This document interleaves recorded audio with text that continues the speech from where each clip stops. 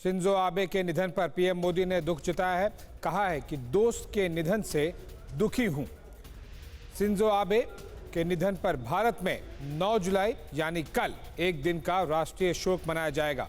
PM Modi ने tweet कर लिखा है, जापान के विकास में शिंजो आबे का अहम योगदान।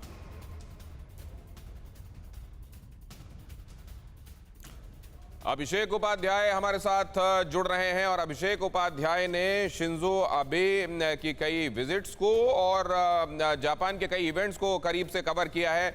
उनके पास हम चलते हैं और समझते हैं कि ये क्यों हुआ और इसके रेमिफिकेशंस क्या होंगे। आप इस सब को कैसे देख रहे हैं अभिषेक? दिनेश, ये बेहद ही शॉकिंग है। 2 बार मैं जापान गया हूं और दोनों बार ऐसा हुआ है कि शिंजो आबे उन प्रोग्राम्स में रहे हैं। पहली बार 2014 में जब प्रधानमंत्री मोदी पहली बार जापान गए थे, उस समय काशी कोटो का प्रोटोकॉल साइन हुआ था।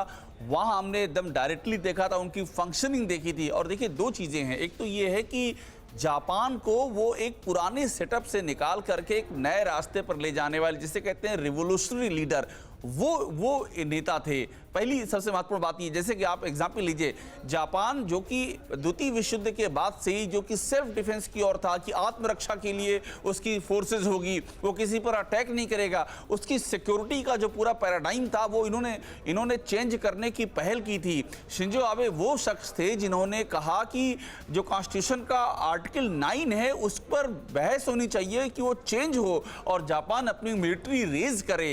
इस लेवल का उनका आउटलुक था। इंडो पैसिफिक में चीन के बरबक्स जापान की स्टैंडिंग क्या होगी और जापान की जो सीमाएं हैं या जापान के जो इंटरेस्ट हैं उसमें कोई बाहर का देश किस तरह से इंटरवीन ना करने पाए, ऐसी तमाम सारी बातें थी जो उनको ग्लोबल लीडर की श्रेणी में रखती थी। अभी जो रूस यूक्रेन का युद्ध चल रहा है, इस पर भी बहुत ही बेबाकी से अपनी राय रख रहे थे।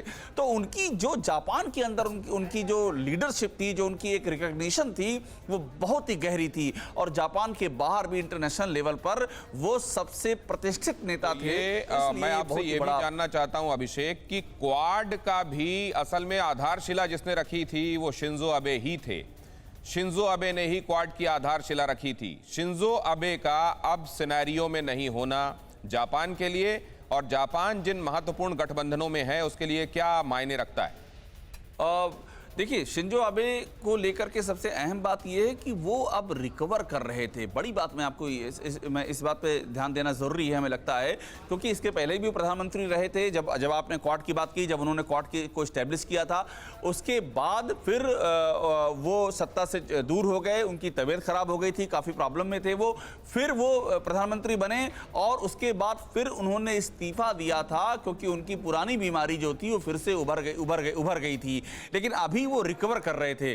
तो ऐसे में सबसे अहम बात यह है कि उनकी जो थॉट प्रोसेस है, जो उनकी स्टैंडिंग है, उसका जापान की डोमेस्टिक पॉलिटिक्स पर सीधा असर होने की उम्मीद जताई जा रही थी। हालांकि प्रधानमंत्री किशिदा भी उन्हीं की पार्टी से हैं, लिबरल डेमोक्रेटिक पार्टी से हैं, लेकिन फिर भी शिंजो आबे चूंकि बीमारी से रिकवर हो रहे थे, इसलिए शिंजो आबे की दौर का जो जापान था उसी रास्ते पर कुछ बड़े फैसलों की उम्मीद, जिसमें कि सबसे बड़ा फैसला ये हो सकता था कि जापान अपनी ये जो सेल्फ डिफेंस की नीति है इससे आगे निकल जाए।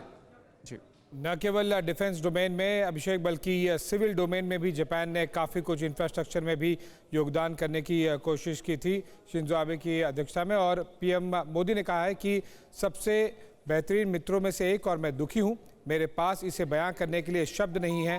वे ग्लोबल स्टेट्समैन, बेमिसाल लीडर और गजब के प्रशासक थे। उन्होंने जापान और पूरी दुनिया को बेहतर बनाने के लिए अपनी जिंदगी लगा दी।